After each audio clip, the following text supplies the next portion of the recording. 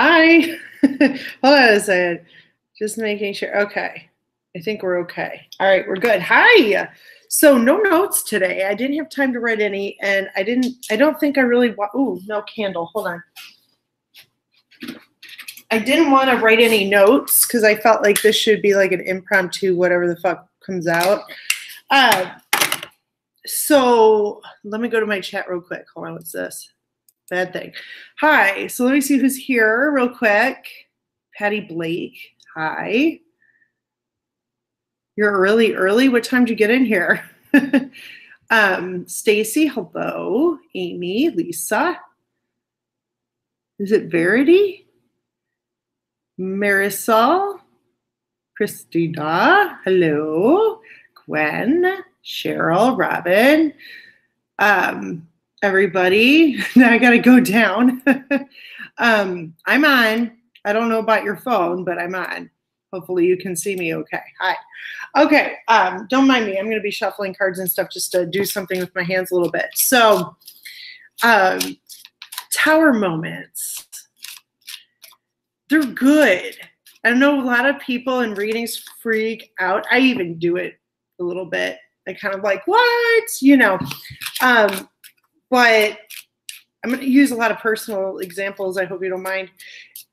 Tower moments. So my biggest one of the year, I don't know if it's the biggest one. Well, I pulled one recently where I just like woke up and was like, that's it. We're selling our house. We're moving. Go. Husband's like, what the fuck is she talking about? And we're doing it because the house is, you know, not right for me. It's not right for anybody in that situation I'm in. It's just not a bad house. It's a beautiful house. It's a great house for somebody else, but it's not for me. And it's definitely not for the husband. Those kids, you can fucking forget it. Like nobody needs that house. It's like huge. So talk about tower, right? Decided just to, last year I toiled with the idea of selling. And I tried to, I just, my credit sucked and all that. So we weren't getting a new house, but I didn't even want a new house. So that's the point. Like when you have a tower moment, it's an epiphany that's in your head that says, you know what, fuck this shit. I'm out of here. And I get it now. Like I've had quite a few in my life. We all have, but I really get it now where I do this all the time to people. I don't know how people can stand me, but I do it all the time to people where I'm like, fuck this, fuck that. I do this. And I usually give people notice though, just so for the record, like they've had some, like I said, husband knew I was done with the house over a fucking year ago, but to really see me go, today's the day I look for a new apartment. Yes. So I'm giving up a 4-bedroom, 4-bath, fully finished basement, backyard, cul-de-sac for a 2-bedroom townhouse. Yep. Let me see my chat. Yeah, 3,400 square feet to 1,300. Why? Because I'm not cleaning that motherfucker anymore. I stopped cleaning it 2 years ago. Thought the husband would do it? Yeah, no. Thought the kids would help? Nope. Thought I wouldn't lose my mind? No. Lost it. Lost my mind. Decided I'm a bitch now. I'm a fucking bitch now in this environment. I'm a hose beast from hell, la la la. Like 3 hockey sticks hell. Not like 2, 3, and like, I don't know, a puck in the face bitch from hell.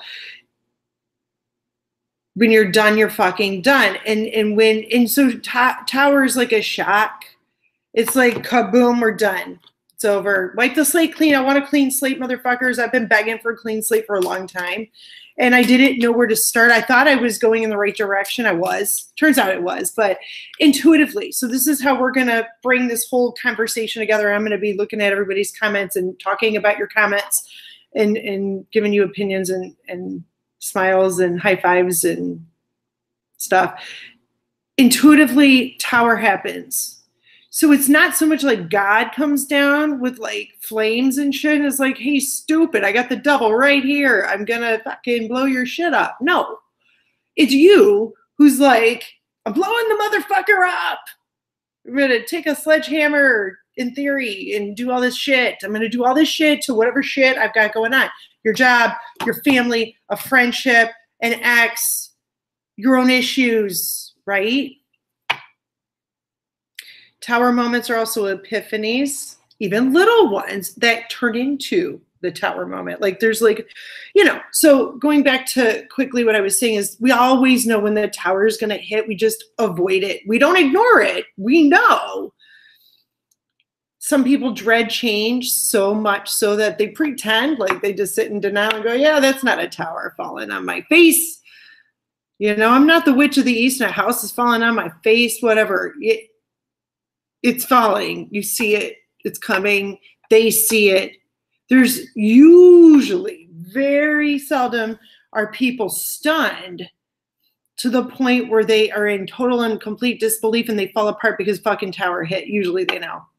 Sorry, this is just me itching because all day long I've been itching and it was just driving me crazy. And I've been figuring it out. Like when I'm in certain environments, I like go crazy with the itching. Sorry. So it's still kind of happening, but I don't feel it right now as much. So I want to tell you, like when tower hits you, let's say it's an epiphany. When tower hits you, it's refreshing. It's liberating. It's a miracle because you fucking pulled your head out of your ass and you see it and you embrace it. Because when tower hits, you're actually embracing change. Listen to what I just said to you folks. Even if you were in denial before, when tower hits, it's because you've opened your heart, your soul, or something. Maybe not both. Because, you know, I got a little stone going on in there somewhere. But you've opened something up. You've allowed the universe to step in for you. And that's the word acceptance. You're saying, I can't. So therefore you will. You will, meaning if you think God is a person, that's fine. Spirit guides, I tend to look at as people because it makes me less strange. I mean, I'm still strange thinking that dead people are people, but anyway. So ghosting, Melissa, I'm going to get to you, honey. Ghosting, I'm like the queen of ghosting. But again, they knew. No, but there's not been a single person I've ghosted that did not totally see that shit coming. And the ghosting happens with me personally. Everybody's different because they're not worth dealing with. Like for me, it's, you're not worth my time, fuck you. It's usually because I hate you. And when I say that, I don't mean it in true hatred mode. It's, I cannot stand to be around you. I will be hateful if I'm around you. So ghosting is best because I don't want you to change for me. I don't want to tell you what went wrong. You already know that shit with me. That's how I am. Not everybody gets ghosted that way. Some people get ghosted and you're like, what the fuck? I'm a good person. That's not the same thing. I only ghost people that are just raunchy and nasty. Me, I'm not perfect either. And if I get ghosted, it's for damn good reason. I'm sure of it. So, you know what I mean. Not the easiest person to live with. Definitely not an easy person to care about or love, whether you're platonic friend connection to me. You know, I don't play well with others. I do the best. Obviously, I'm alone here doing this work. So this is in my best interest and yours. Trust me. But I can see where I fuck up all the time. But when tower hits, it's not because we're fucking up. It's because we need help. Do you understand? You might need extra help getting rid of something that sucks. For me, the house is a commitment. It's a huge commitment that I'm just bad at commitment anyway. Do you know that I went like most of my 20s without a cell phone because there was a fucking contract? Now it's different. Now you can bounce whenever you want. It's like if you might be stuck with a phone for a year at best, and then you can get a new one. It's easy now. Back then, you were like 3 years. Remember, guys? Remember the Verizon back then or Cellular One, right? And the flip phones? I had a flip phone, a big one with the big-ass battery. That shit was a commitment, and I remember thinking to myself at like 20, hell no, this is not for me, right? So I'm not a commitment person. Therefore, this house for me is like dragging me under. And it's a responsibility that doesn't just include my kids, but someone else's kids. And it turns into a big, colossal fucking hot mess. And it turns me into a bad person. It's just it's not the house itself. It's just the whole concept of the house and the kids and the husband. And it's not for me. I don't work well that way. You know what I mean? So Tower, it was. Air Touch, my bitch, you got it. I remember that shit. Oh, Stacy, how lovely. Congratulations. Oh my God, that's amazing. So guess what? I only stayed in my house 3 years though. 3 years, I'm like, that's it. I can't do it anymore. I am just not like that. I'll talk about witching hour actually. I like the witching hour. Lots of good shit and changes and inspiration and spirit guides and all that kind of greatness happens. I miss the witching hours. I will say hours. So you're not a fuck up when Tower comes in. You didn't deserve the shakeup. You created the shakeup because you're asking for help on some level. So when you're praying, you know, please help me. Yeah, we hear you. Don't worry, we hear you. If someone leaves your life and ghosts you, cool. I always say there's billions of people on the planet. Why that one? Who cares? People don't realize that because we've allowed ourselves to be stuck in a box. And so when Tower comes in, epiphany, personal epiphany, epiphany about other people, anybody in particular, a job you're in, any choices you've ever made or you're making right now, if you know it's time for a path change, course correction is what most people would call that. If you can't do it, Tower will. That means other people are in control, not you, because at some point you've given your power away or whatever.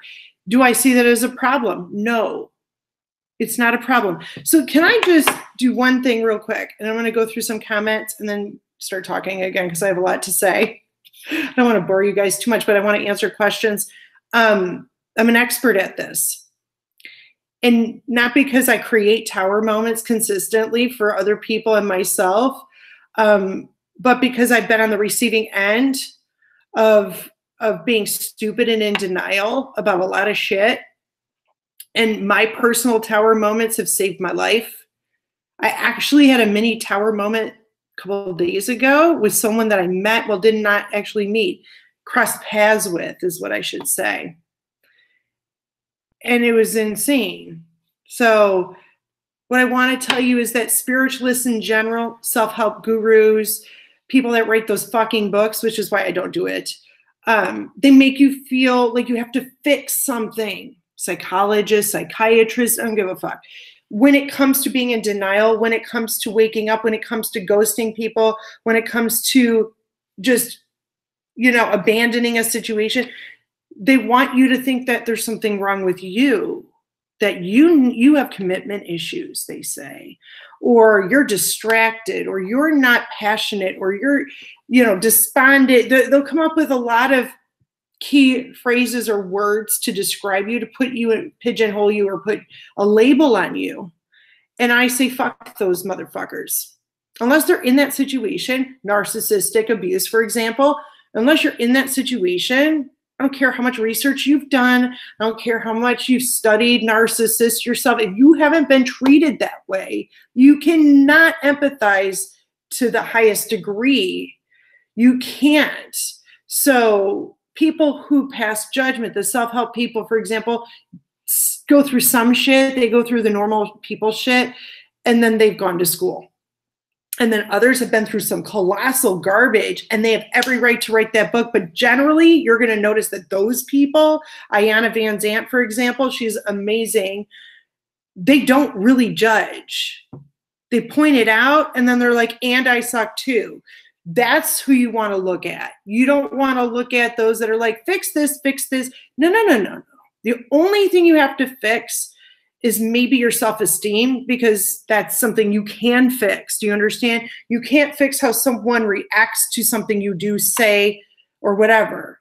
Or if someone squashes your feelings, and then all of a sudden you need to throw your arms up and beg for Tower to come in and wipe the motherfucker on the side of the road, right? Okay? People just don't understand that there's nothing wrong with you. Maybe some of the decisions didn't work out in your favor because you're not happy with the outcome, but it doesn't mean it was a wrong decision or a bad one. And this is with the exception of people who are victims to things they totally couldn't control, like murder, rape, child abuse, sexual assault, anything that they made them, that where they could not do anything about it. I'm not talking about that. That is something totally different.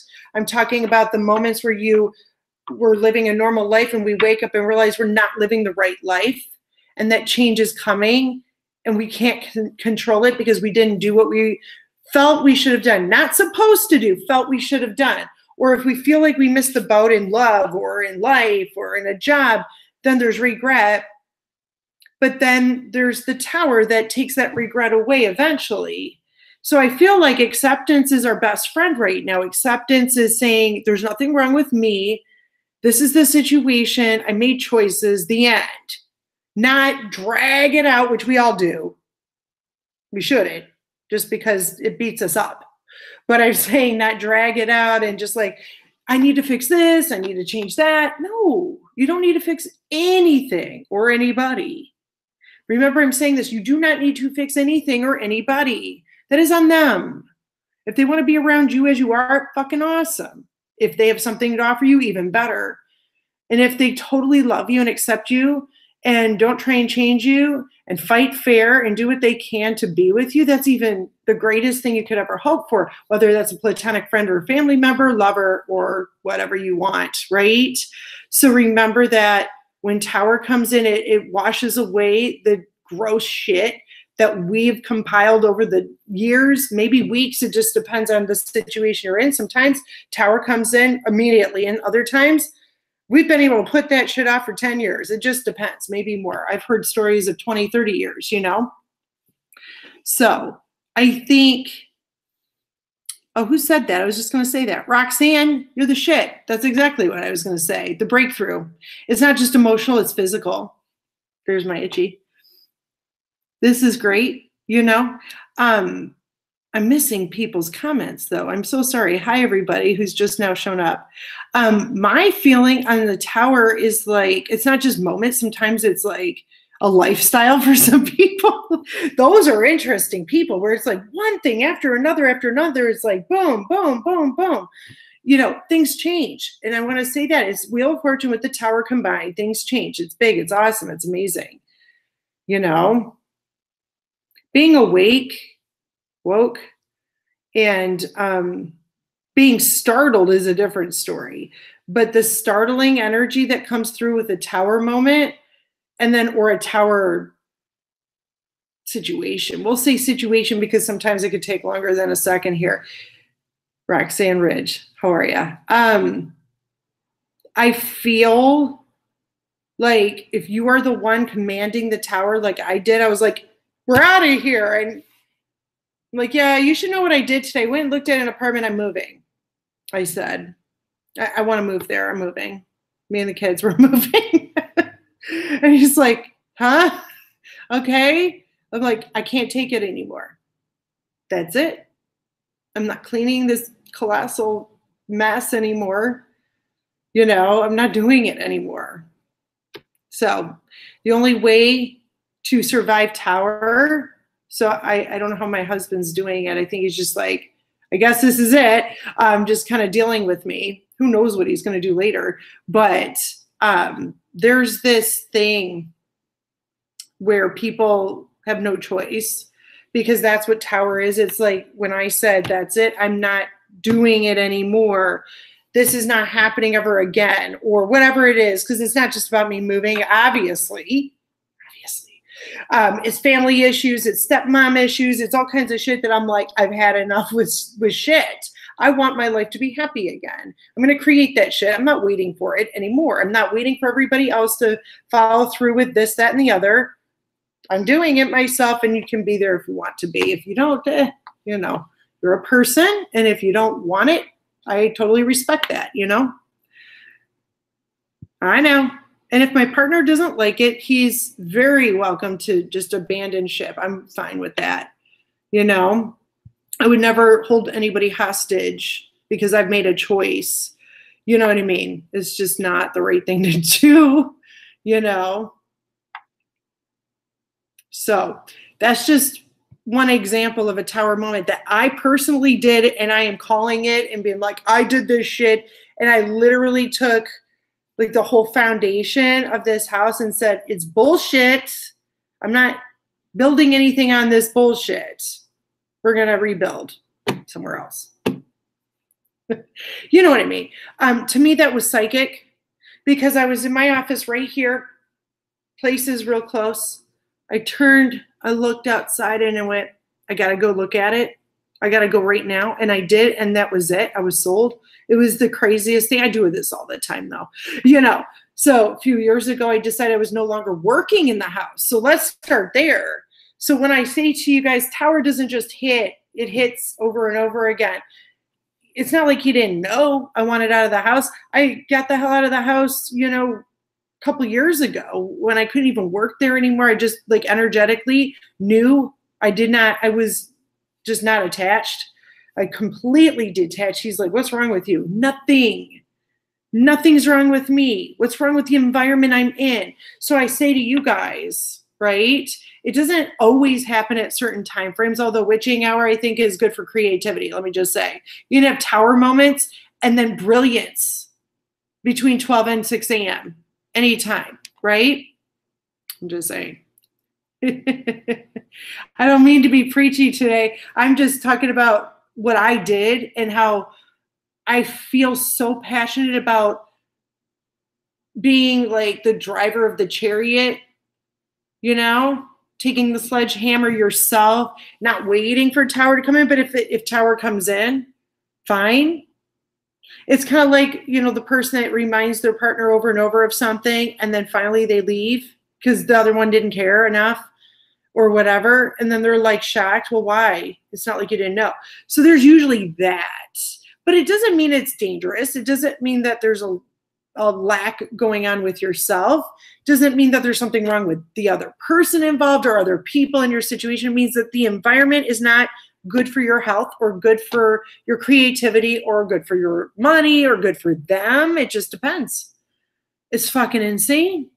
So I always say, you know, if you can listen to your intuition, and what I mean by that, and this is about how to take these psychic insights and create change or make big decisions. You listen to your intuition by just going. Like if you know you have to go somewhere at this time, don't wait because you might be wrong about whatever it is you're thinking. Just do it because that's your intuition. You're being pushed or you feel that. And it's hard for me to describe it to you guys, but I'm sure a lot of you have had experiences, if not all of you. You know, all psychic energy is intuition and spirit guides and outside forces or whatever doing that. And you can feel it, you will know it, or you'll just do it without even thinking and look back and go, holy shit, that was brilliant, you know? So let me scroll up and read some of you guys. So you know what? Who said that? Karen C. Okay, so dropping the bomb on a third party and bullshit, yeah, that's cool too. You can do that too. You know? Let me scroll back up all the way. Hold on, I want to make sure I see. Being done is like great because at least you know for sure, if that makes sense. So I have a question for you guys. This is random. It is along the same lines though. Here's the question. Have you ever locked eyes with someone and gone, motherfucker, I've known this person for like 20 years and never met them before? Not like, I love you, you've got to be my soulmate. Just in general, platonic, we'll say. It has to be platonic because that's what it was for me. Are you fucking kidding me? Where have you been? Not necessarily where have you been all my life. I need you. Just where the fuck have you been? That. Like you just show up, like this person shows up and they lock eyes with you and you're like, you fucking asshole. Like, you know what I'm saying? That. I'm saying it's platonic for me because it pretty much is. But you look at them and you're like, dude, I knew it. That's what I want to say. I knew it. I fucking knew it. And this is bullshit. Just saying. deja vu. You had a dream about someone. You're like, you look exactly like the motherfucker in my dream, but you don't really know them because you never actually talked to them. But then they show up in real life and you're like, dude, that guy, you at the coffee shop. What the fuck? For me, it wasn't deja vu. I knew exactly where I saw him. It was in a goddamn dream because I get those. And I'm like, but I don't know who you are. I don't know your name 100%. I may know one of them. I don't know. Maybe it popped into my head one time. I have no idea. You know what I mean? Yes, you can watch from the beginning. Samantha D, thank you for joining us today. It's that. So I'm getting a lot of yeses. That's great news. Thank you. I just needed that confirmation just for the moment. But that's creepy. And I did nothing, Virginia. I was like, there was no time to do anything, but I remember the minute I saw this person, I was like, I've seen your ass. This is freaky. This has only happened to me like twice in my life where I've seen people. And I remember both times where I would have a dream and then meet them in person and never speak to them and don't know what the fuck I was supposed to see that shit for, but it happened. For me, it was like a tower moment because it solidified, not that I needed it, but 110% solidified my clairvoyance, my dream interpretation stuff, just my memory even. How do you know that a dream is a premonition until something like that happens? So even after all these years, all this experience, millions of readings, millions, not thousands, like seriously, I can't tell you, since I was a kid, and this is the second time this has happened. And I'm like, that motherfucker means something, but I don't know why. It's crazy. So there's not going to be anything that I know of, but there's something, I don't know why. It's crazy. So the tower moment for me was the check-in, the wake up, hey, I think spirit is making you see this person in real life to get you to remember that you're a psychic for yourself. Not everybody is. I am. And I ignore a lot, and then I don't ignore a lot. It's like, I don't know how to word that. So part of this discussion is about that. Is about when you are getting a premonition, when you are psychic, and then what do you do with that shit, right? So someone asked, who was it? You already asked, and I answered. Like in my situation just the other day, I did nothing because it's like, what do you say to somebody? You're like, yeah, by the way, I had a dream about you. And they're like, huh? Who the fuck are you? Nobody, trust me. Nobody. I don't ever tell people I have dreams about them. It's weird and shitty, but I had a dream. I was like, this is fucked up. I really am chalking it up to just, spirit trying to get my attention, and that's it. But they are never going to know that unless they're watching me here. I don't know if you are or not. Okay. Celtic intuition. That's really interesting. Yes, my wife, when I was 5, after a head injury, I saw her in a dream. That's some fucked up, awesome, amazing shit. Good for you. Really crazy. It's nuts. You tell people? I don't. I'm not saying you shouldn't or whatever, but for me, it freaks me out. I don't like it. But anyway, so I don't. Writing my dreams down, I never do that either. I don't know why, but I suggest people do it, but I don't. Don't ask me why. I think it's because if something does happen, I remember it. That's all. Other people don't and can't, and they should.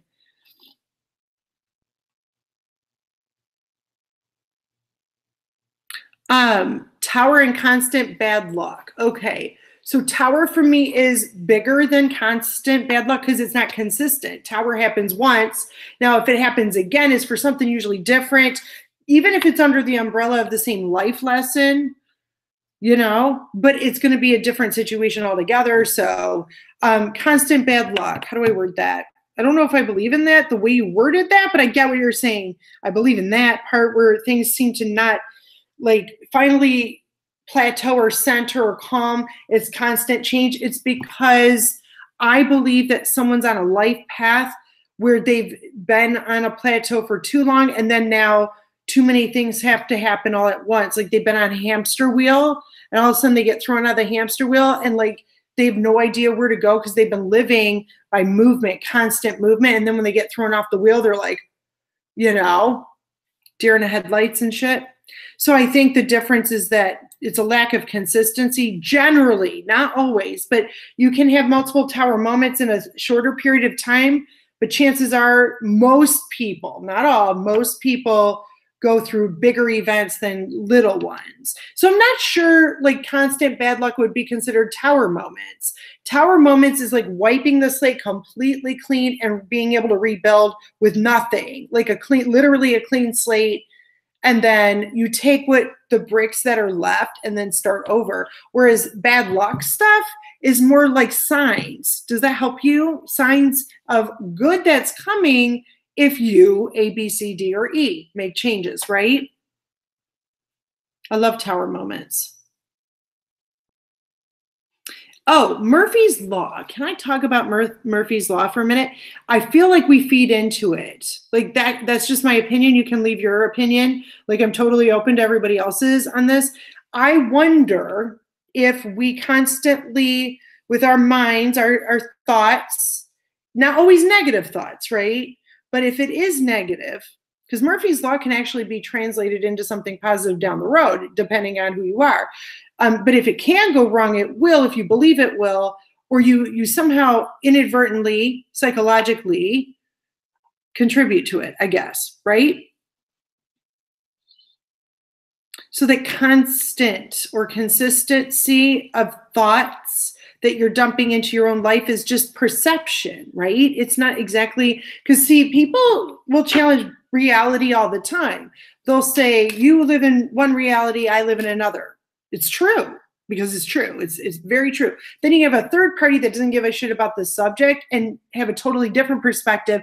And therefore, one of you is going to see it as like constant bad luck. One is just like, oh, it's just Murphy's Law. And then the other is going to be like, what the fuck is wrong with both of you? This is great news. And that would be me. I'd be the one saying that,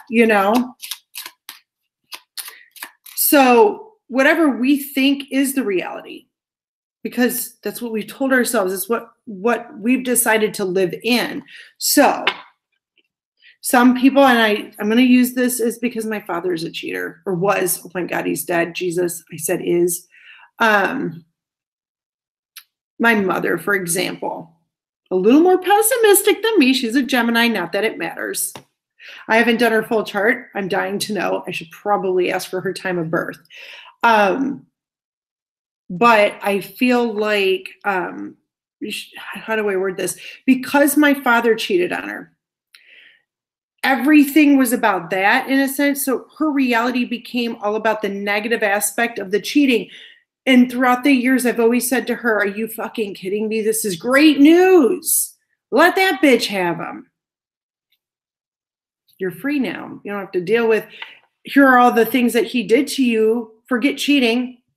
While you were married, now you don't have to do that anymore. He didn't contribute to the household income. Now it's just you anyway. But now you don't have the extra stress. Like she didn't see all that because her reality said that this was it, that she was a failure, that she sucked, that her life was over, that her family was breaking up, all these things.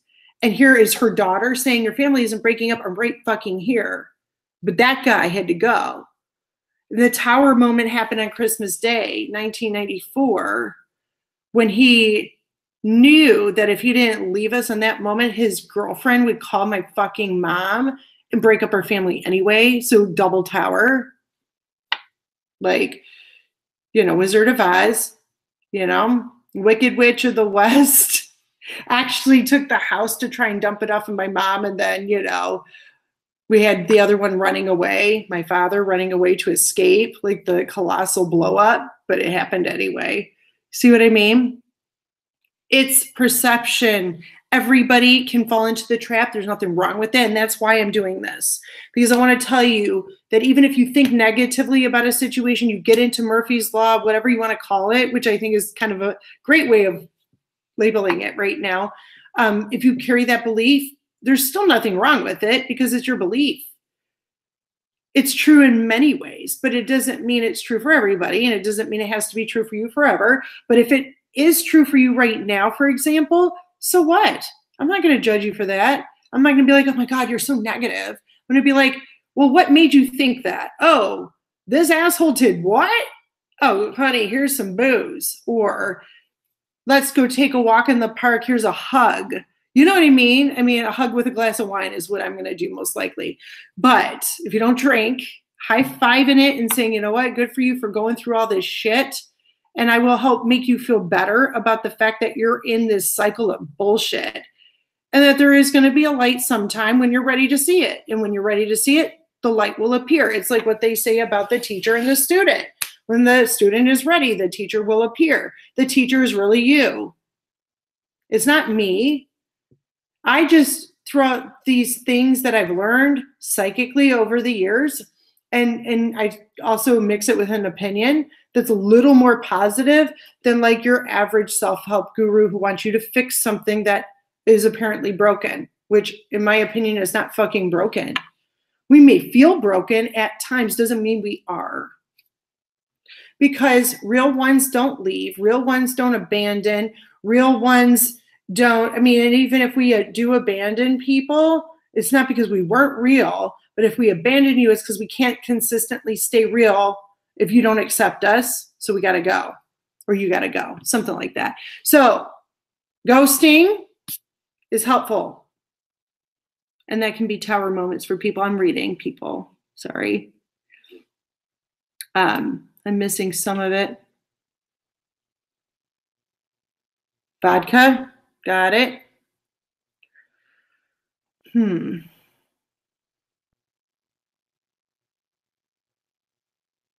Trina Hutchings, thank you. Beth,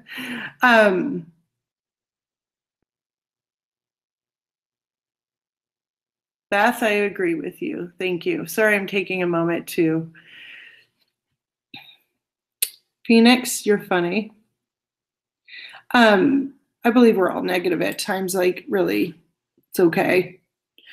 It's funny, I feel like ever since I've been doing these lives over here at Veronica Ray, I've noticed a consistent pattern with me as a psychic, as a person that's out there, you know, publishing my thoughts and all that, is that I'm constantly reminding people that it's okay to be a fuck up because you're not really fucking up. That has been like the consistent thing I realize I've been doing, because I'm so against people, let's say professions, we'll say professions like lawyers, doctors, and not doctors so much when you need it, but I mean any kind of like a psychological doctor of any kind,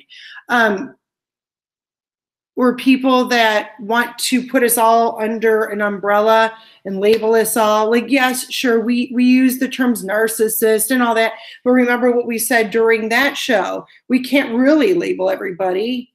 We can't. Like, everybody's got narcissistic traits, right? And everybody goes through tower moments, and some people are in denial about those moments and will always be in denial about it, and that's still on them. Like, it doesn't actually affect us. So, but I've noticed that I am so offended, and I try not to be, but I'm so offended by these labels and being told that we need to better ourselves or we need to work on ourselves. I have told like 85% of my clients in the last 5 years to stop working on themselves, because what happens, what I've seen happen, I put it that way, it doesn't happen for everybody, is that we lose control over that too. So we become obsessed. After we give up the guy or the girl or the whoever, the whatever, could be money, could be your job, we become obsessed with fixing it. We become obsessed with being what everybody says we should be, or appearing sane. Fuck that. Really? Like, the most influential people in the world don't hide they're crazy. Like, don't hide your crazy ever. And I don't care that people think I'm nuts. Do I really give a fuck? No, everybody knows I don't give a fuck. But I'm literally telling you guys, I feel like giving a fuck, maybe you end up giving, you start with one fuck, but then it's like 50 fucks. And where does that really lead you? reading these books over and over again, getting a million psychic readings, which I don't recommend. You know what I'm saying? Constantly asking for advice and help, praying so much that you don't even allow God, universe to step in because you don't believe it's possible. Like, we become obsessed with what is supposed to be positive too. That's why, you know, there's that thing about true balance that we'll never achieve because we're humans. But at the same time, I feel like people apologize. I do too. I don't mean to. This is why I can say that. We can't apologize for being nuts because that makes us right in a way. Because when you put your crazy shit out there, more crazy people are going to be like, thank God I'm not alone. And then they get better because then they've met more crazy. And I'm not talking psychopath crazy. I'm talking, you know, people who have been abused or abused themselves with negative self-talk, like the inner devil, shit like that. Like, you know, the people, because we've all been this way, who avoid tower. So I'm saying when you put your crazy out there, tower can hit and you won't even feel it. My tower for me was super amazing when I gave you the whole I'm selling my house, get the fuck out of here. I don't, at this point, and I've been so stressed about it, but now I'm like, fucking just, I'm moving. That's all that matters is I'm moving out of that place. And if it sells in June, fucking awesome. If it doesn't, I'll live. I'll figure it out. I'll make the money, I'll pay the bills, and I'll fucking deal with it, right? Like, I won't pay all the bills because I won't be there. There will be no bills. But I'm saying I'm finding ways to make do with the circumstances. But if I don't get the fuck out, I'm going to be a horrible person, and I don't want to be like that. I don't care what other people think about the way I am. I don't want to be that way, so I'm going to make a change. It's going to work out, trust me. So when you guys, and this is why I'm like freaking out now, when you guys think that there must be something wrong with me, why don't I understand this or that or them, and why do they want me to be different? Maybe I should be different. You know, this is why I don't get along with everybody. This is why I don't fit into this group. Let's talk about that, fitting into a group, and then Tower comes in and gets rid of the group, and who's left? You. You know what I mean? That happens a lot. I don't raise your hand if you're sure, because I know where you've tried to be a part of something that you'll never be a part of, and then they get snatched away and it's just you anyway, but it's more peaceful now because now you're not trying to fit into the suit and tie. That's me. Like Thursday, we went to this party in the city, like the downtown area. It was all preppy people, golf people. And obviously there's me. I didn't look like that at all. I had my kids and my husband with me. He didn't even look like, we looked like bombs really. And everybody else were like hoity-toity, you know, preppy people. I'm trying not to judge. I just was very uncomfortable. And we knew a couple of people there. We talked to them.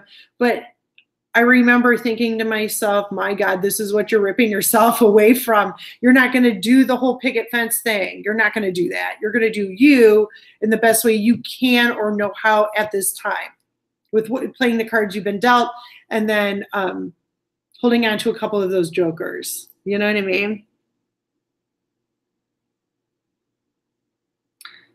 Tower reversed moment. So yes, that's the avoidance of change. That's what a tower reverse moment is. It's when the tower doesn't happen because you stop it from happening. But at some point, it's like, imagine here's your tower, here's you. You don't want the tower to come here. I don't know if you can see this. Tower, you. Okay, you want tower to stay there, but really every time you deny tower, it just comes down and down and down, and you stay here. Eventually it's going to squash you. It's going to go upright. There's nothing we can do about it. But the tower reversed could be someone else not allowing you to be yourself, or not allowing you. And I say that because they will physically go out of their way to try and put barricades up, to say things to you to make you feel this small, you know, where they are trying to avoid you from breaking free or having the breakthrough that the tower actually is. Six of Swords in tarot, that's upright. That's a breakthrough. Let me find that Six of Swords. Now I got to find the damn Six of Swords. So I'm saying things only happen if we allow it anyway. So you're always in control to a degree, but unless you're being abused and stuff, right? Here's your breakthrough with the white right there. Here's the calm waters. Here's the rough waters. But if you notice, they're always cloaked in the Six of Swords. It's almost like they don't even know what their surroundings are. They don't know if they can only feel if they're in rough waters. They don't know that a breakthrough is here. So that happens while you're avoiding the tower, while you're in tower reversed. You're like traveling. You don't realize you're holding on to something that will keep the tower at bay. Sometimes it's avoiding a disaster, and it's, thought-provoking things that allow you to keep it at bay, but then you have to get away from it completely, Six of Swords. So you can avoid the course where tower would fall, but that's still making a decision to make a change. It's just minor, Let me read. Roadblocks, yeah. But really, it's their tower. Wait, who are you? Sorry. Brian Wood. I'm not making fun of preppy people. I'm just saying I'm just not that way.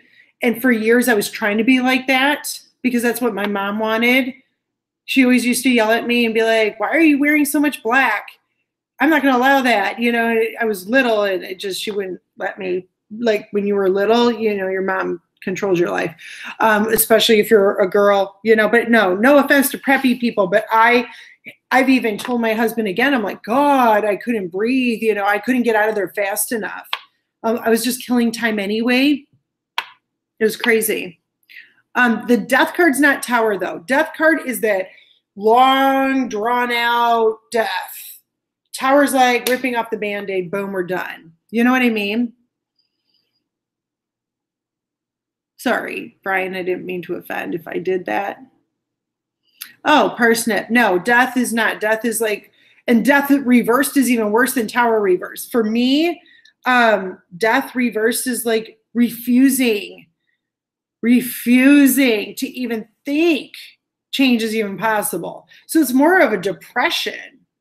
Tower reverse is more like, no, in my opinion. You guys can think whatever you want, though. It's cool.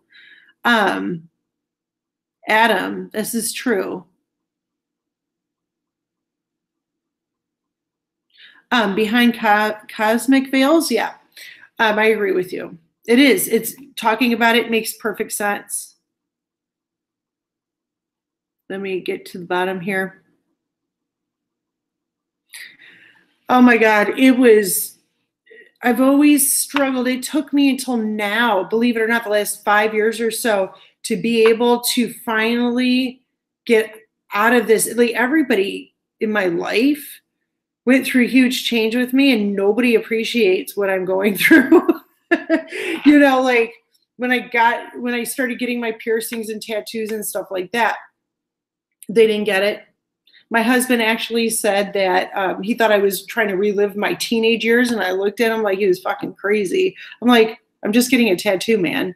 I'm piercing my nose. I'm going to get another one, and I'm going to finish my sleeve and do more. It has nothing to do with my teenage years. It has to do with me waking the fuck up, tower moment, another one, and being like, why am I trying to hide who I am? I want to express myself. And I was deathly afraid of needles, so I have to do things that get rid of my fear. I cannot preach to clients about eliminating fear from their lives if I don't go and put a fucking needle in my nose. That's what I tell myself anyway. But I like it. It's who I am, and I can never be who I was.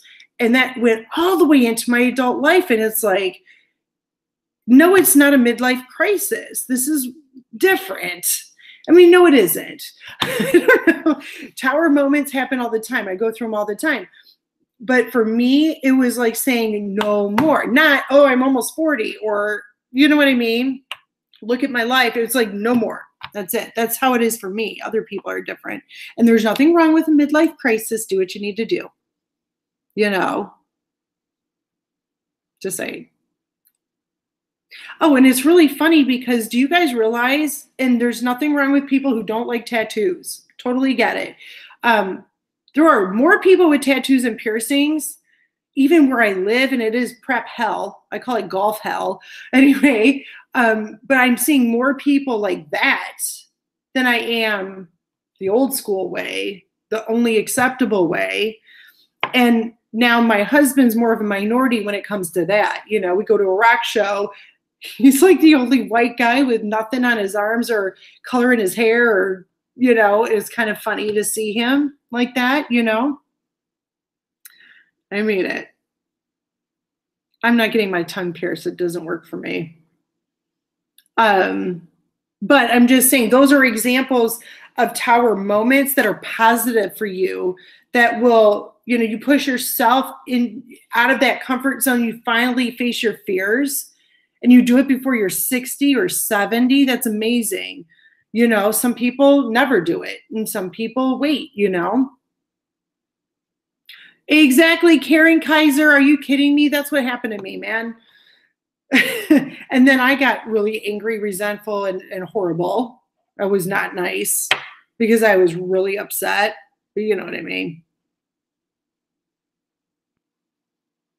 Oh, and you know what? There are people who have tattoos and you never know they have them, and that's perfectly fine too.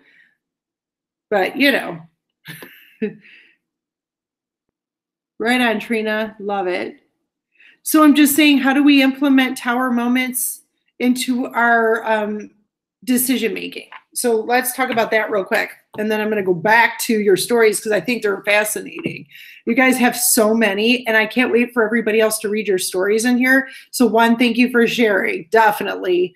But I'm telling you, like, the biggest lesson I've learned in my life is never ignore your feelings, like your physical feelings. Your body will scream at you and say, don't do it, or do it.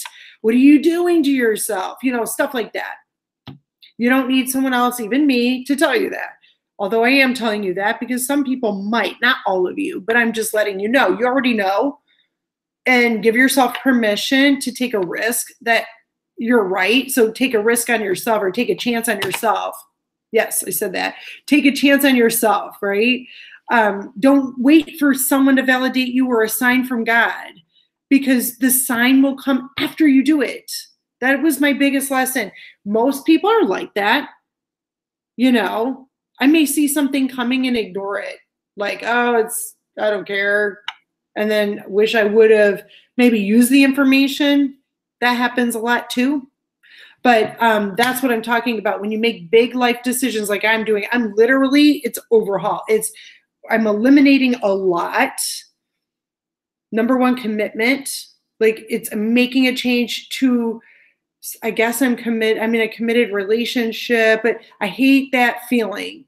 Does that make sense? Anybody? I hate feeling committed or stuck or whatever, even though technically I'm not, but I am by law. So I'm like, well, what can I do to make this doable? Like, how can I accept that and make it, I guess, livable, or, you know, easier on me? Or because I don't see commitment as the best thing, because I like change. So I'm one of those people that is going to be hard to love and hard to live with, because I cannot stand to stay in the same place for too long.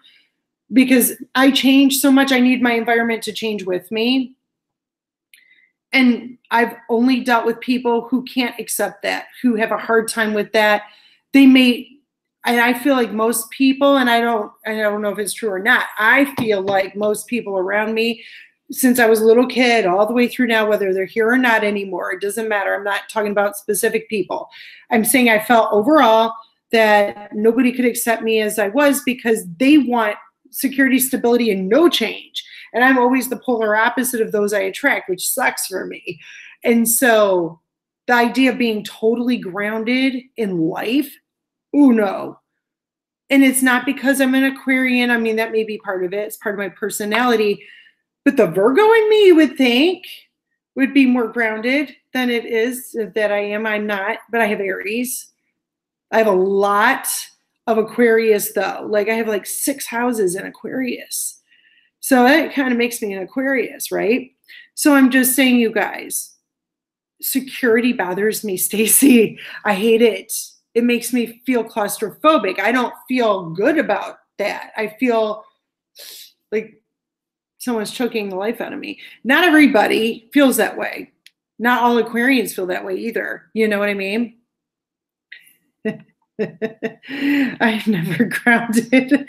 I'm grounded temporarily, which is normal. But I'm just saying, like, I just feel for me, I couldn't. So I constantly have to make changes. This is why I'm difficult to deal with, you know? I try not to control people or whatever. Penny Bender. You know what's really interesting about Sagittarius? My father was a Sag. I've got a couple of exes that are Saggies. Best, except for my dad, best connections I've made were exes that were Saggies. I have Sagittarius in my Venus. I forgot about that. I have an Aries moon, Sagittarius Venus. My dad was a Saggy, but he was literally a Scorpio Saggies both. And I always thought he was a Scorpio because I got his birth date wrong. He's fucking Sag, or was a Sag. Sorry, I'm just itching my face. Nothing psychic there. Anyway, I do have Sag in my chart, just for the record. So my husband always says stuff like, are you ever going to be satisfied? And the answer is no. No. Because I'm not sleeping, I'm not dead, and I'm not eating. So no. You know what I mean? So in terms of making big life choices, what do you guys think, right? You know, Tower, yay or nay? That's my first question to you guys. What do you guys think? Let me check my time here. Oh, wow, we've been on. I can talk forever. That's so bad. I'm so bad with that. What do you guys think? I'm reading comments. Trina, you think you're a hot mess? You're probably someone's savior with that Capricorn shrewdness, you know?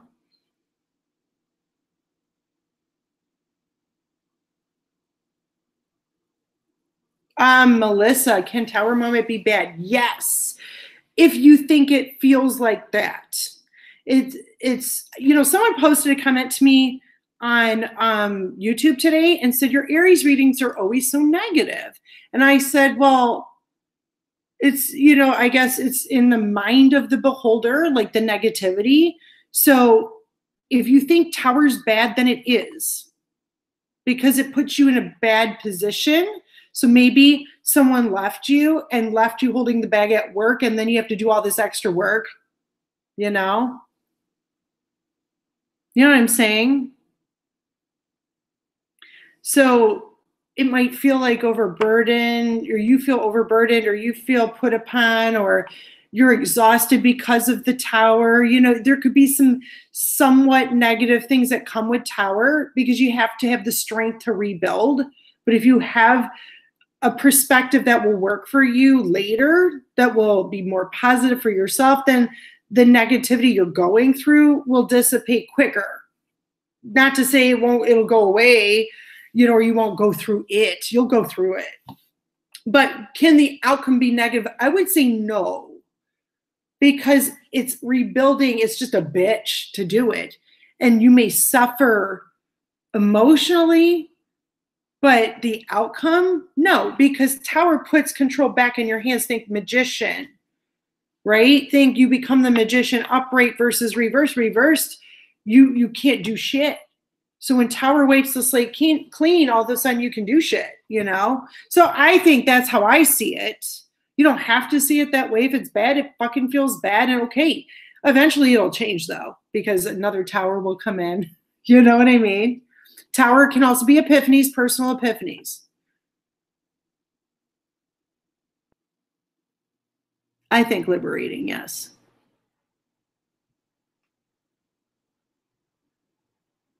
Amanda T, I totally agree with you.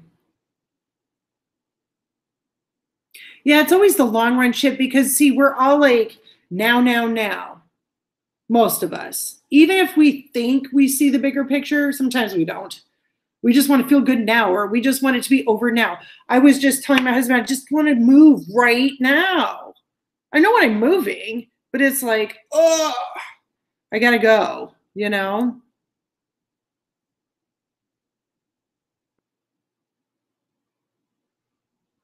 Behind cosmic veils. Ah, didn't even think that. That is beautiful. It is so true. Sometimes you need the Tower to get your greatest wishes granted, of course, by yourself or other people involved with you.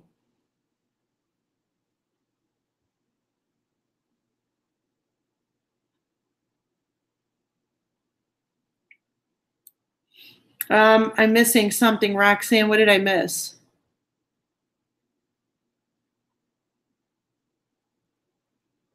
Did I miss something? I guess.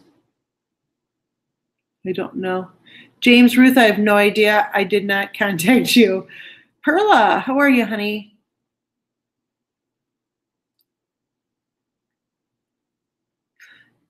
Open what? Spiritual doors, energetic doors? Sure, sometimes. Negative ones? No. Not in my opinion. Not unless you believe in that. Again, you know. I say upright tower. My Aries readings are so mean. I have Aries in my chart. I love Aries people. My ex, I have a beautiful ex that's an Aries.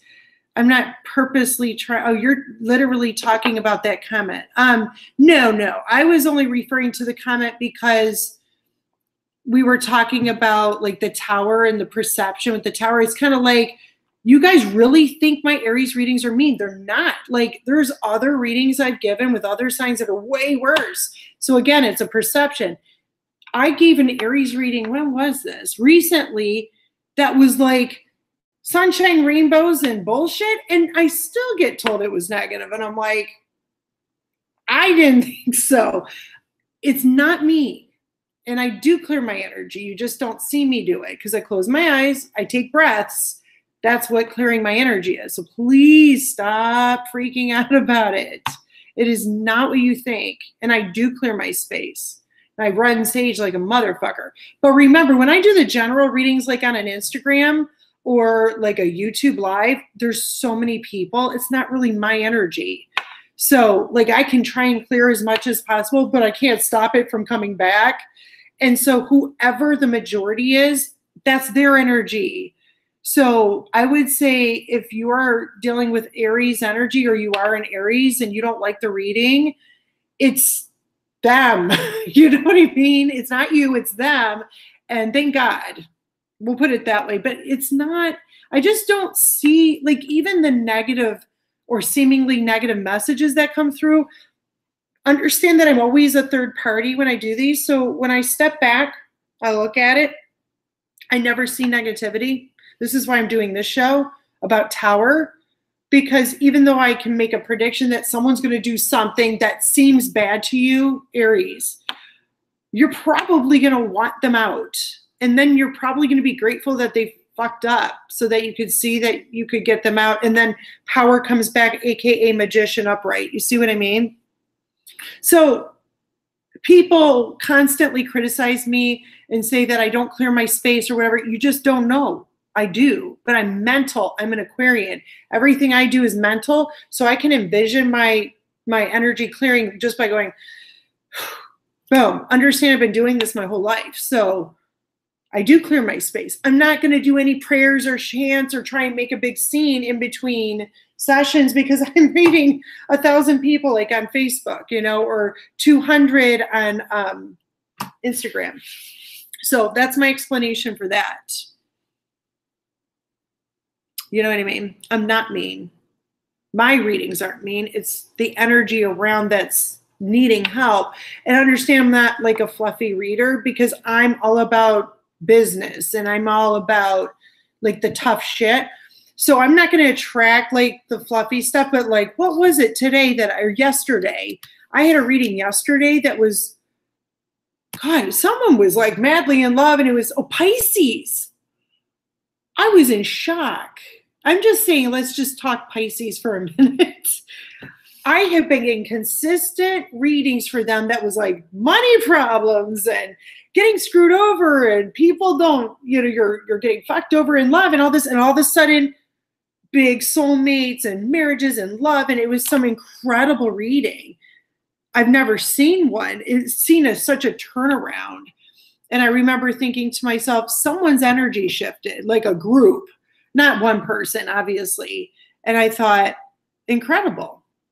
because I pray for Pisces. I don't have any Pisces at all in my chart, which is insane. But I remember thinking, congratulations to those motherfuckers, because they're going to get like some incredible gift after all of this pain. So it's like someone had mentioned, like, what's the difference between bad luck, consistent bad luck, or what seems like bad luck, and then the Tower. This example, because the Tower finally cleared, and then Pisces can love again, which is the greatest gift they can give themselves or other people can give them or whatever. Anyway, Beth, come on, don't ruin my Pisces thing. I had one Pisces moment that was great. That was like 2 days ago. You know what I mean? Oh my gosh. I use sage spirit. I think it's lighter than like your typical sage. I love sage spirit. The leaves are different. Okay, I hope you guys understood why I even brought up Pisces. Anyway, energetically and readings, things shift so much, but like they were getting consistent readings that people were like, you know, killing me over. I'm like, I can't help it. And then they get this amazing one, you know, and then everybody's like, thank you for that. I'm like, I didn't do it. You know, somebody else did it. You know what I mean? How do I make sure this Tower doesn't take us down? Is that what you're trying to say? You can't. And if you get taken down, you're just going to bounce right back into a different place. That's probably an upgrade. That's what I say. Damn it.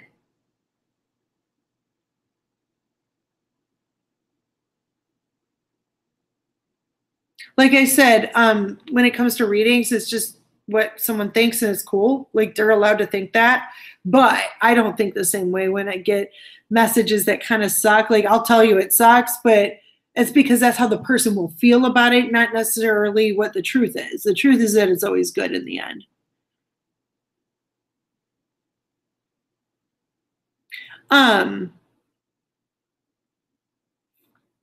Melanie, you have to go to cafeastrology.com, which is the easiest way I know how to get your chart, and type in your birth date, your time of birth, your place of birth, and it'll give you like the full thing. It'll tell you. It'll be like your sun, moon, rising, Venus, Mars, Pluto, all this shit. It'll tell you everything.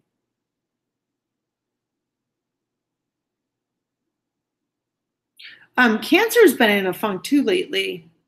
I'm hoping soon. My husband's a Cancer.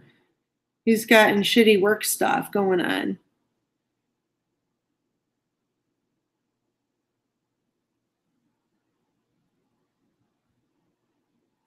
Tanya, you're the shit. I like you.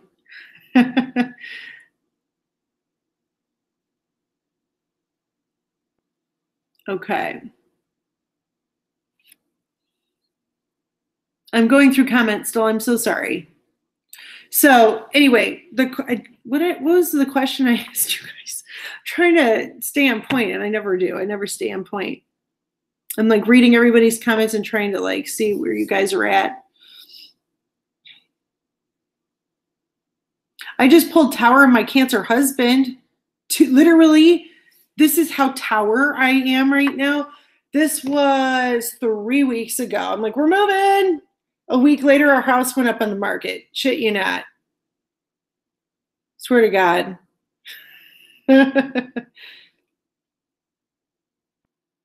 Oh my God, Adam. That's insane.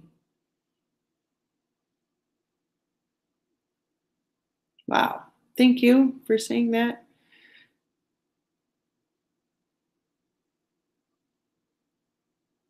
Oh, yes. Okay. I wanted to know about your Tower moments. That's what it was. If I want Tower to hit others, will it hit me? Well, you shouldn't be wanting Tower to hit anybody unless it's a mental epiphany about how they see you. Because here's an example. I want my sister to see that my dad's latest wife, who is his wife for like 5 months before he died, is a total con artist. I would love for her to see that. I don't want the Tower to hit her though, because I love my sister and I don't want her to get hurt, but she will get hurt because this woman will do it. Like this woman is going to screw her over. I see it. I know it. Will it hit me if I wish that stepmommy bitches would get you know, tossed on her butt, or trying to word this properly. There's no nice way to say it. No.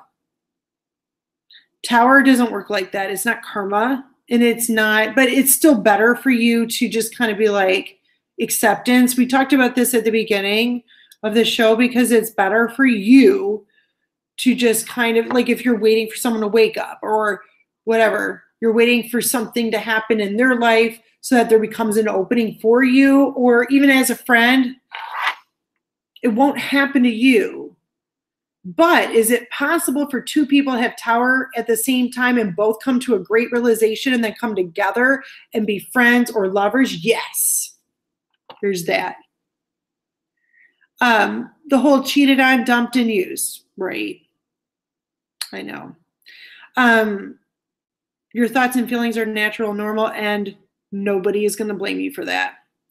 Is it better for you to wish Tower? No. Will it happen? Yes.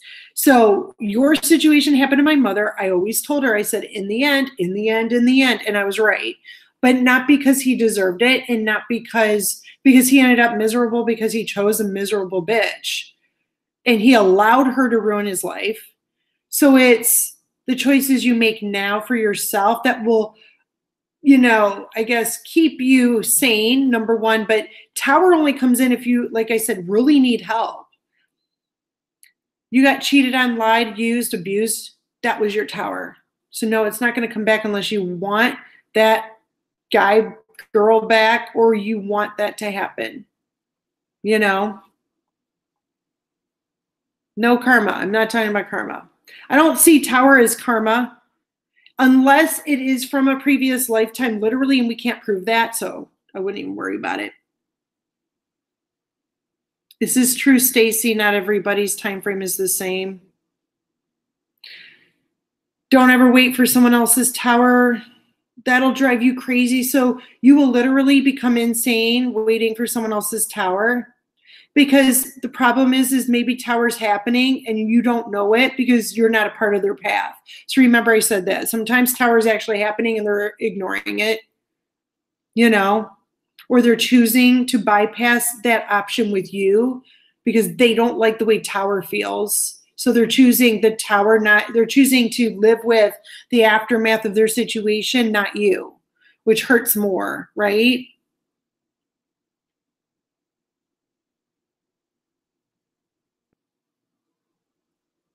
Tanya, oh my God, right? I like how you quoted all that because that's what it is. Oh my God. Yes, Tower is related to work. I had one too. I've had Tower moments everywhere. Some I created myself on purpose recently, and some that just was like, oh my God, just insane stuff. I had to go. I had to do something right then. And it ended up being the best choice I ever made. Did I know why I did it? No. Am I still finding out? I'm finding out mini Tower moments, like the big Tower had fallen, but then there was still other shit there that I didn't take care of. So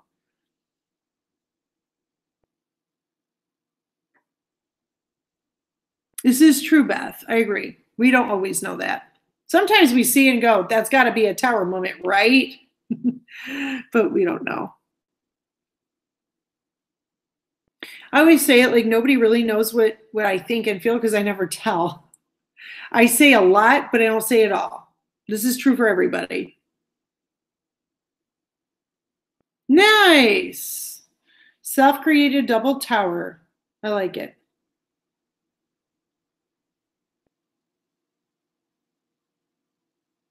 This is true. Head on into the storm.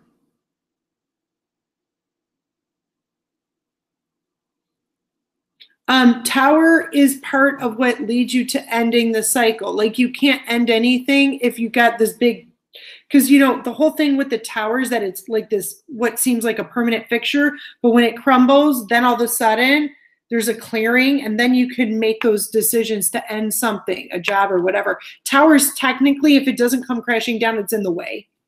That's your Tower reversed.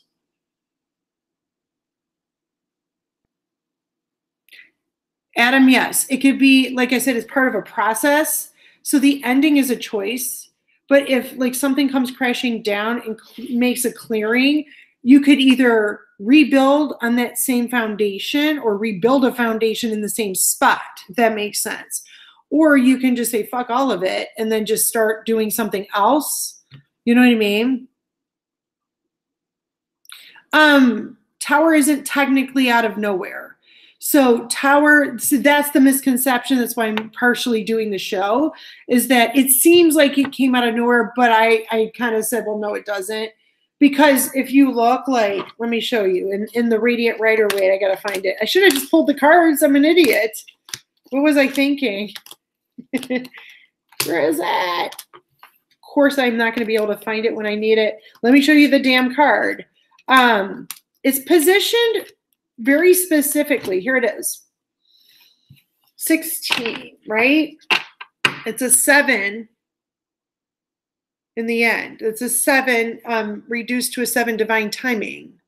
Have you guys noticed this? 10, 5, that's 15, 16, 6 plus 1 is 7.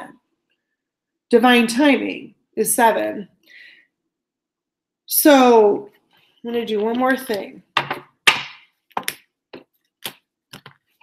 It's in the middle of the major arcana. It's not the beginning or the end. It's part of the process to get you from A to B, or to allow you to do something different.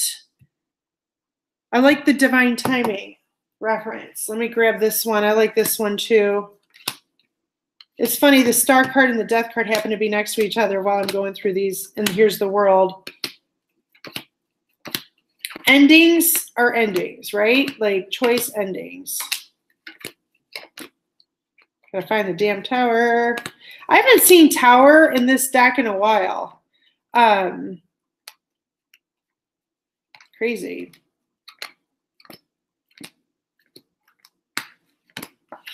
If I can find it, where the fuck is the tower? Hello. Continue talking while I'm looking for the stupid card.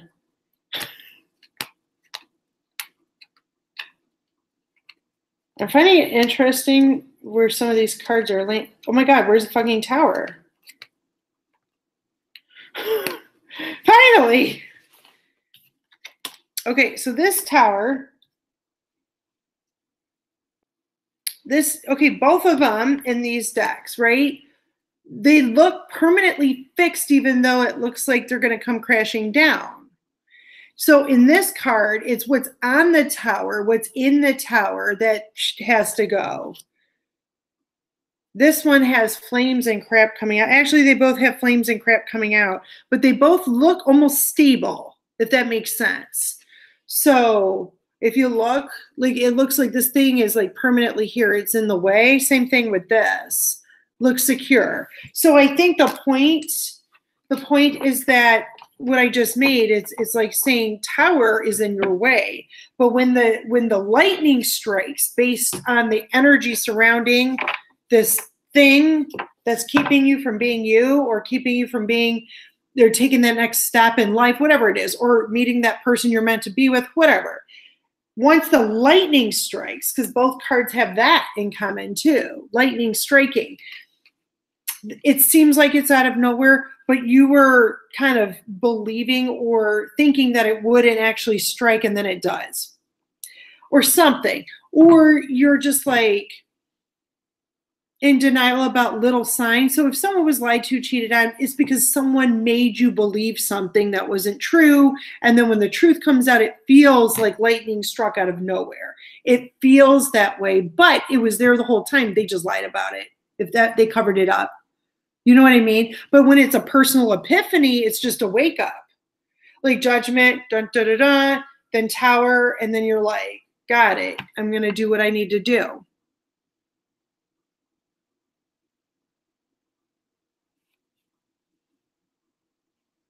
Correct, Adam. We are live. Yes, it's only negative if you believe it's negative.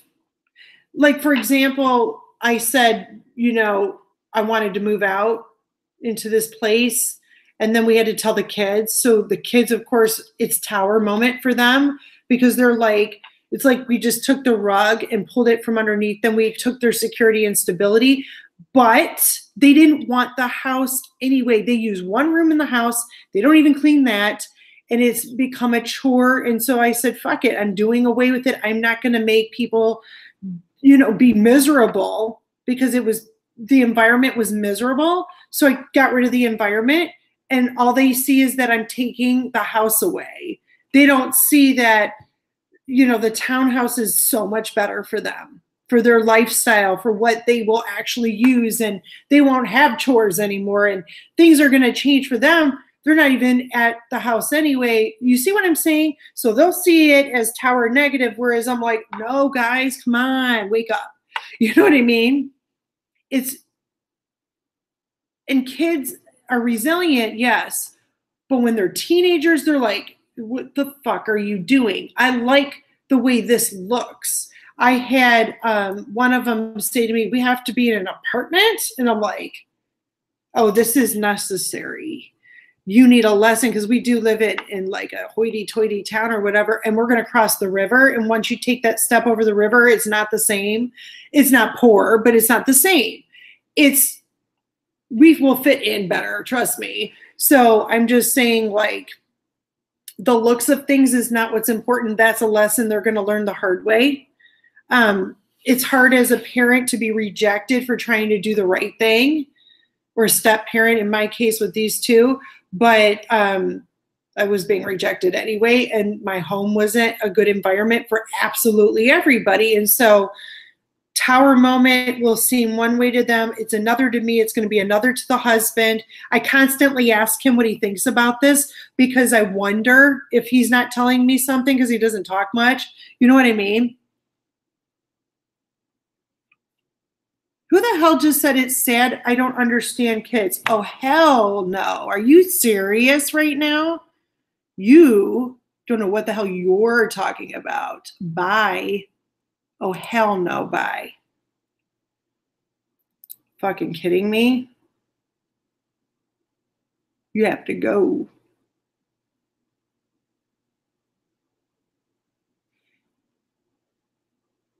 I'm opening up my personal life to give an example of the topic, and someone's going to criticize me as a person. And they don't even know what it's like for these kids to live in that environment. That was a horrible environment for them. What a douchebag, bitch, whoever.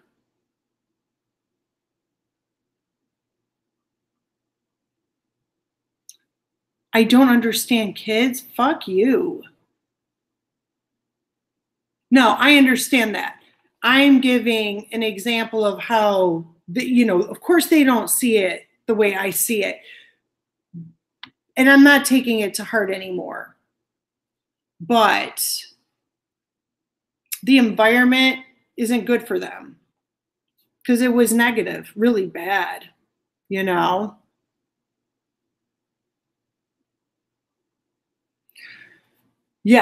they're gonna find out some very important lessons. So as a parent, I know I'm doing the right thing, even for kids that aren't mine. I don't understand kids. Fuck them. Just annoying.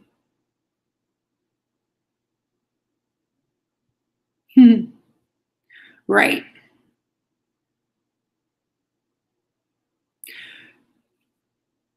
I had lessons to learn in this environment too, which is why tower's happening to begin with.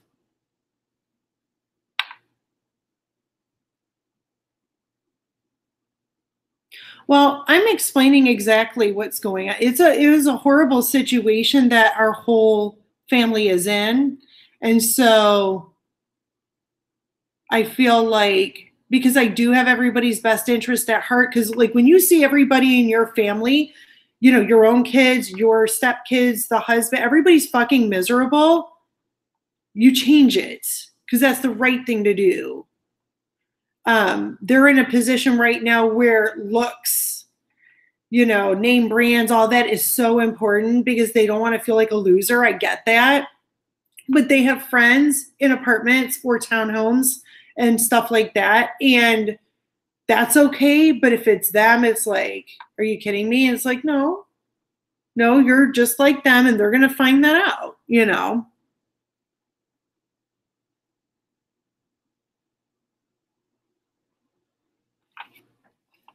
I'm sorry, who doesn't understand being decent? Do I need to move your ass out of here too? Actually, yes, you're annoying me. Bye. Fuck off.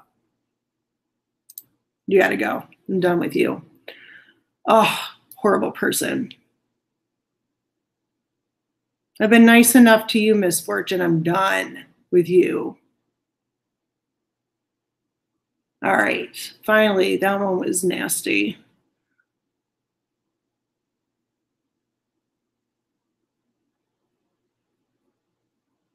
Amanda, I hear you.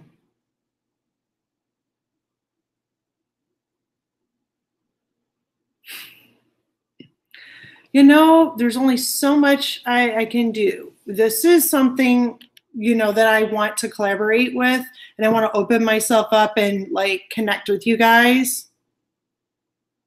I am beyond decent. Believe me. I wish I could tell you my whole life story over the last 20 years, believe me. But I believe a lot of us are decent. Those comments are ridiculous. Nobody knows me. They should not be saying that shit. Not that way. I would never say that about you. Hell no. We can't keep up with the Joneses. We can't. We can't afford to. Literally cannot afford to. You know.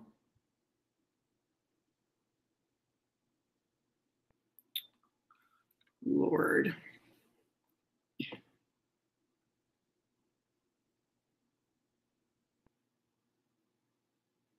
I love the thrift store. I'm just saying.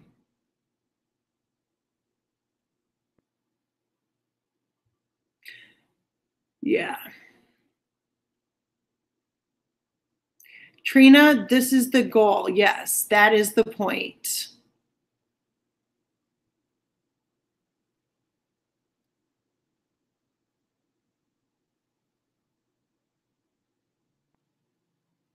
Thank you.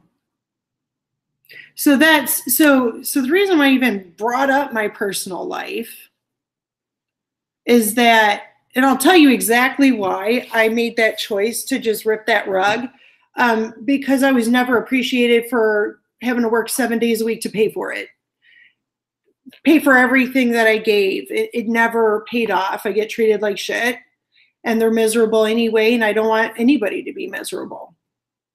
So there, you know, no, I'm decent.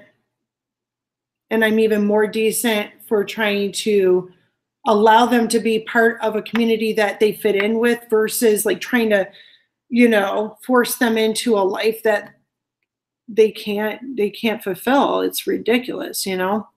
So you're not alone, Melissa. I just think it's ridiculous that people think that they can sit there and pass judgment on me when they're not even in my home. They're not with me and these people. They have no idea who I am, you know? That's it. I work too much. I was running into my job to be away from the negativity, and I didn't want to do that anymore to anybody. It's horrible, you know?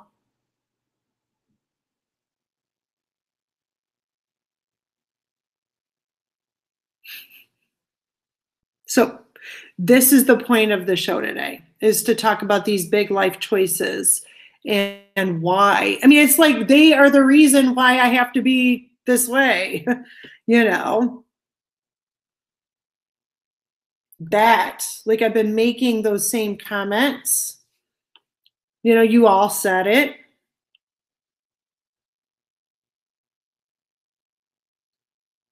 I will absolutely, by cutting out my bills and shit, give people a better life.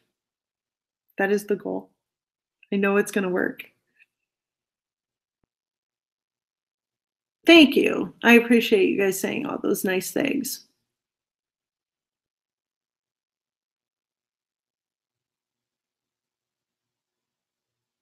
You made everybody give up meat. Yeah, I'm sure that sucked. I can imagine how bad that was.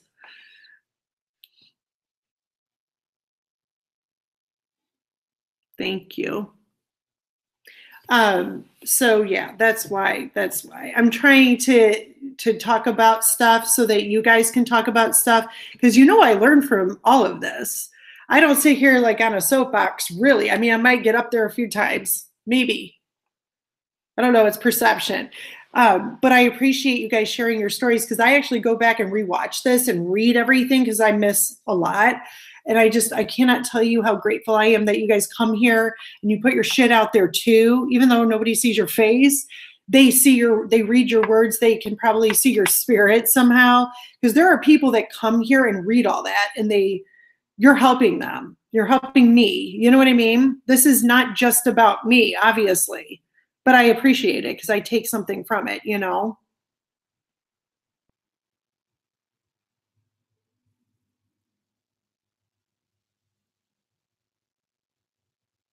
Absolutely. Listen, I'm not judging the kids, but I'm giving an example of, like, I see it one way because I'm in a different place and position than they are. They see it in another way. Like when I was 16, my parents divorced, their divorce was final.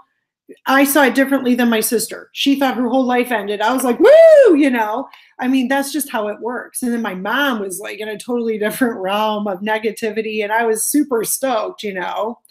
It was great.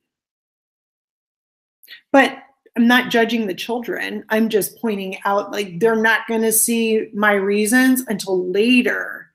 And as always, after they have to do it their damn selves. So they'll eventually look back and go, thank God they didn't drag us through the mud, because financially it's going to get nasty. And I don't want them going through that. So I would rather shield them from losing a house. Right now, not to say we were in that danger zone, but I'm saying we could have been in that danger zone because we're like everybody else in the world. Nobody's jobs are secure. So my gut was screaming at me. I'm still sure I did the right thing.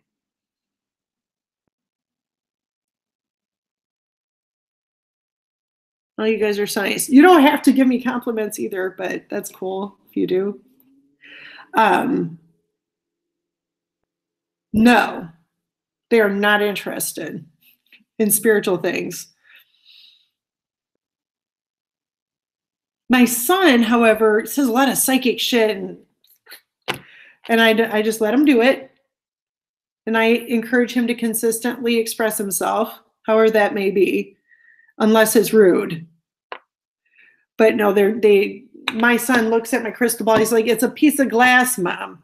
He has no idea what it means to me. He's like, why would you order that?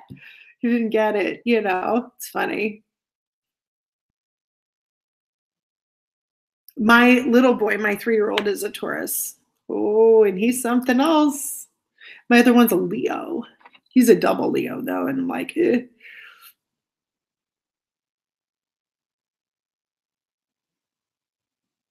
Mouse, thank you.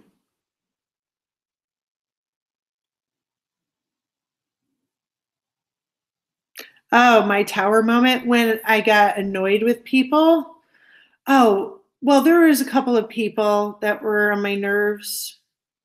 One in particular that has been up my ass for a while, not just in these chats, so they had to go. I couldn't take them anymore. They'll come back under another screen name, though. I do have hands full with 2-step kids, 2 natural children. It's a not easy situation.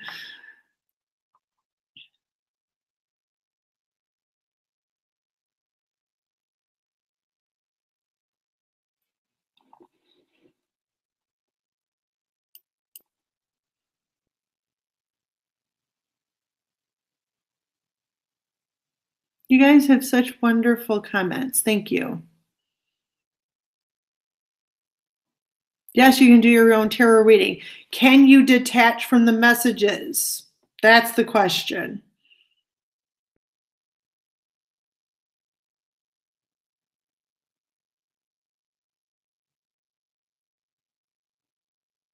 Adam, thank you.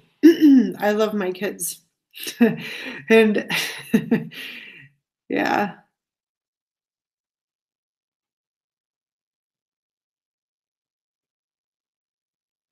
Just trying to do its best. That's all.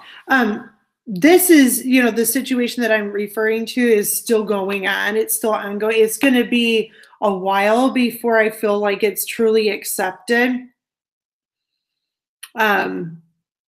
It's insane, But Tower is going to save people. You know what I mean? And that's why I wanted to come on tonight and talk about it. I literally woke up and was like, we need to talk about Tower and making life choices and not having to apologize. Like, that was the whole point of this, was like the people that were criticizing me is like, that's why I had to do this show, is to get rid of people like that. Remove that from our space, because this is not cool. It's not cool.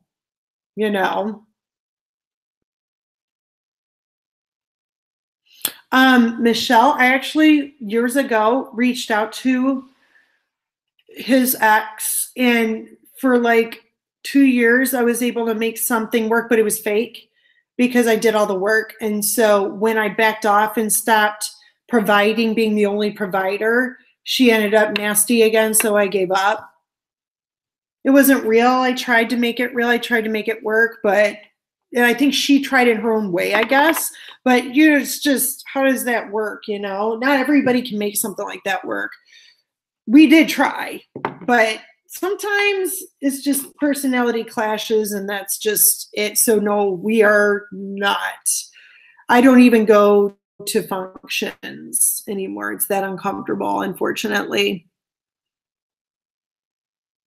But, I did try at one point in this situation. So that was a Tower moment for me too. I used to have friends in my, I do have friends that are into my psychic stuff, yes, but they don't take advantage. I used to have friends that were other spiritualists.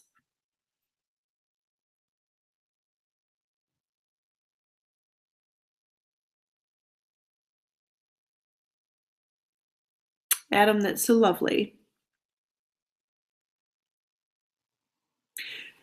So where are we with time? I've been on forever. So 11:11. I just looked. That's weird. I just looked at the clock. There it is. All right. So I thank you guys so much for talking about your moments, your life-changing moments. And if you don't mind leaving comments about like aftermath stuff, because I gotta go, but I could talk about this all night long. I'm just saying, like, aftermath stuff is amazing. And I will apologize for having to be bitchy and kick people out. It's like, what the fuck? I want you guys to be able to come to my chat and not have to watch me get criticized when we're totally talking about stuff, I'm really sorry about that I had to be like all bitchy. But oh well, right? So if you guys don't mind posting, like, whenever you get a chance, you don't have to do it tonight. But what happened after your Tower moment? What did you do? Or what was the outcome of that particular situation? Did you learn anything? I did. So just recently, my lesson, especially the trolls that have been here with me for like 3 years. Yeah, those are the worst. Like, they're finally showing their asses, even though I already knew. But yeah, the lesson for me was that it's okay, like I said to you guys, to make these decisions and just get criticized. But it's like, nobody has a right to do that. But even so, continue to make those decisions, because if you serve yourself, you're actually serving others. And I don't mean being so self-serving to where nobody else matters. I'm saying take care of what you know is right for you. Put yourself in the correct environment. Be happy. Make yourself happy so that other people can be happy or see that side of you, because I can tell you, nobody was seeing that shit from me for a long time. And yeah, I can see the future for myself and for other people. Doesn't mean I'm not human. So I'm going to go through the same shit you guys go through. I'm going to learn. I might get my ass kicked a little harder. I may have to deal with more, but then I get to give back, and I get to, exchange these kind of energies with you guys. And the lesson for me was never doubt yourself. In a nutshell, never doubt yourself, never give up on yourself.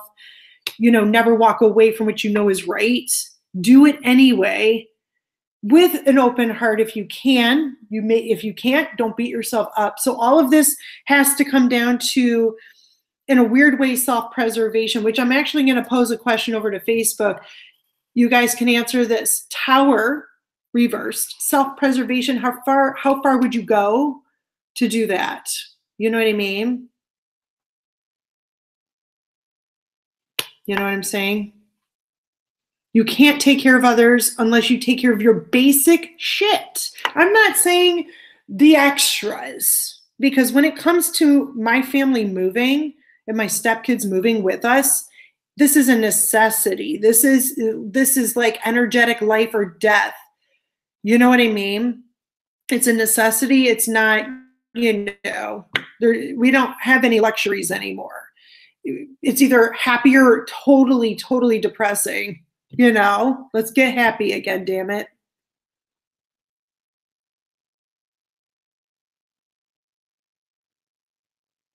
Tanya, me too. That's great, Trina, really. Lessons learned, Tower, good examples of what you've learned. If you have time, that would be amazing.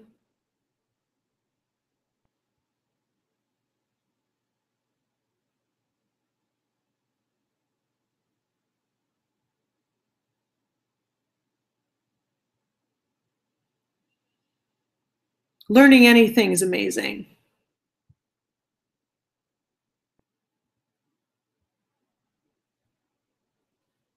I got it. Adam, thank you.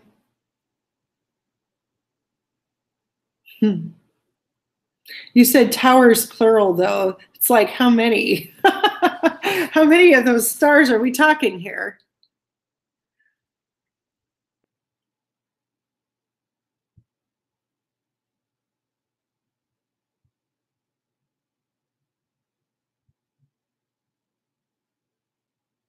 Kelly, I haven't seen you. I'm sorry, I'm going to lose my voice. Hi, I'm sorry about your mom. I actually thought my mom was a narcissist too, and it took me a while to realize she wasn't. She was just going through a lot of pain. Your mom might be a narcissist, though. I'm going to be honest. Who knows? But I've been there. I know what you're talking about. Definitely. How much time do you have to read? I don't know what you mean. No time tonight. I did 4 live sessions yesterday, and when I do Patreon, I'm going to do 3 a week, and I'm super stoked about it.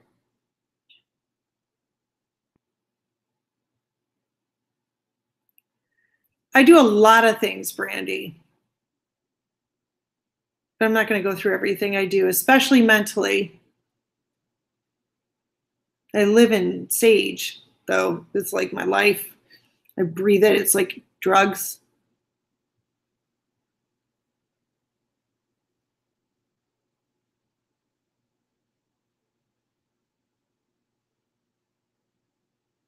Thank you, Kimberly. You're so lovely.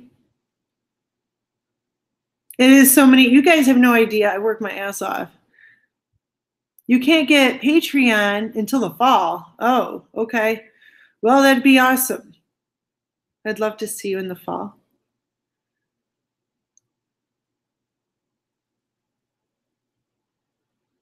I meditate as needed now. I used to meditate like every day, twice a day, but like I have these, and everybody's different. And so I say, do what you need to do to ground yourself. I'm more mental, and I like stones. Like, I don't know if you can see this, but like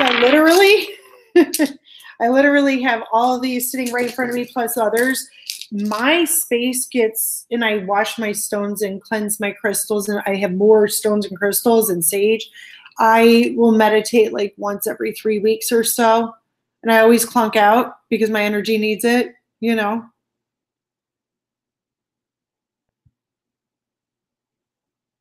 Oh, it's okay, sweetie. I totally understand.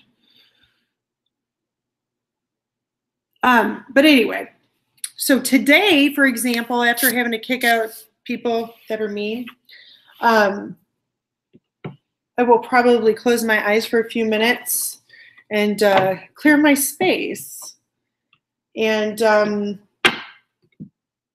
reflect in some of your stories, because I actually will reflect on the stories and think about some stuff you guys have said. This is so true, Charmaine. Holy crap, you got it.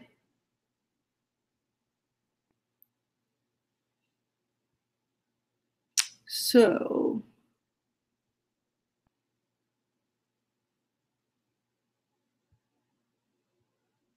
you know, Suzanne, it might. I've not tried it yet. Isn't that funky? I've tried a lot of things, just not that.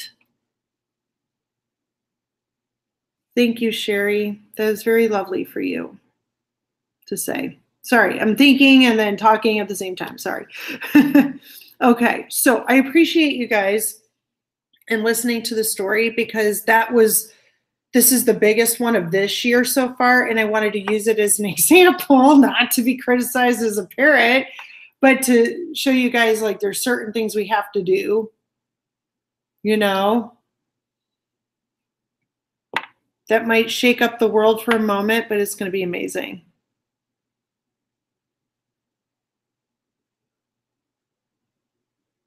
Thank you, Sherry. I appreciate you. All righty.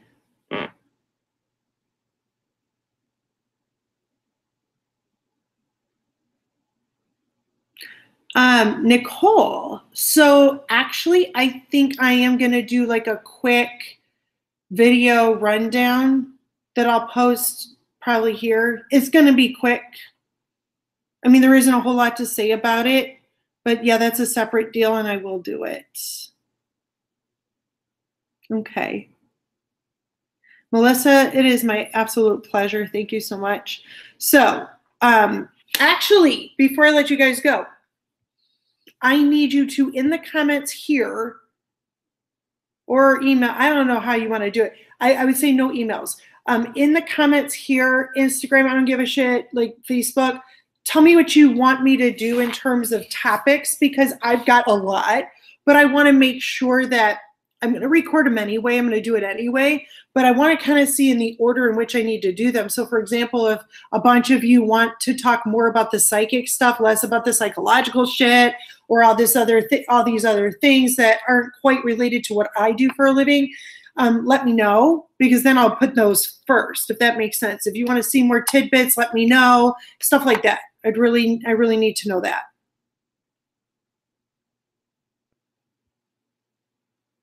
I could. So go ahead and leave some of those comments as well. I really need to know that. And that's it. You know? No, I really care. I really do. I mean, I have my own ideas, but if I have some of the same ideas, I'll move them up, if that makes sense. I'll make it more of a priority, because you guys are coming here on Saturdays, you know? So, Psychic Awakening is a little bit similar to tonight, so I could easily piggyback and do that easily.